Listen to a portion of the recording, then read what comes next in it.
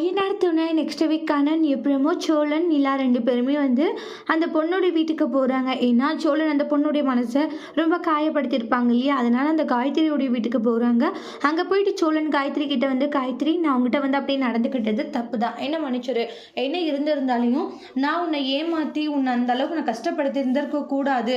நான் உன்னை கஷ்டப்படுத்திட்டேன், இனிமேல் நான் அப்படி ஒரு தப்பை பண்ண மாட்டேன், என்னை மன்னிச்சுடு அப்படின்ட்டு எல்லாம் சொல்கிறாங்க. இருக்கட்டும் பரவாயில்ல, இல்லை என்ன இருந்திருந்தாலையும் வந்து நான் உன்னை அப்படியெல்லாம் பண்ணியிருக்க கூடாது, என்னுடைய குற்ற உணர்ச்சி எனக்கு கஷ்டமா இருக்குன்னு காயத்ரி கிட்ட மனப்பூரணமா மன்னிப்பு கேட்டு வெளியே வந்துடுவாங்க. அப்புறமா வீட்டில் வந்து இந்த மாதிரி காயத்ரி கிட்ட போய் மன்னிப்பு கேட்ட பிறகு தான் எனக்கு ஒரு மாதிரி சந்தோஷமா இருக்குடா, இப்போ நான் ஹீரோடா, நான் எந்த ஒரு தப்பும் பண்ணல, பொண்ணுங்க கிட்ட தப்பாகவும் நடந்துக்கலன்றாங்க.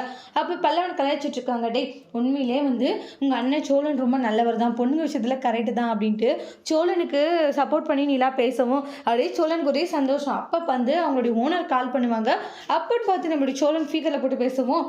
நம்மளுடைய சோழனை பற்றி அவங்களுடைய ஓனர், 2 பொண்ணுங்க உன் மேலே கம்ப்ளைண்ட் பண்ணுதுங்க, அது உண்மையாடா அப்படின்ற மாதிரி சொல்கிறாங்க. நீ தான் அவங்களை ஏமாத்துற மாதிரிலாம் சொல்கிறாங்க அப்படின்னு அவங்க ஓனர் சொல்லுவாங்க. அப்போ கேட்டுட்டு இருக்கிற நிலா அப்படியே ஷாக் ஆகுறாங்க. சோழன் வந்து அப்படியே ஒரு மாதிரி தடுமாறுறாரு. அடுத்து என்ன நடக்க போகுது நெக்ஸ்ட் வீடியோவில் பார்க்கலாம். தேங்க்யூ.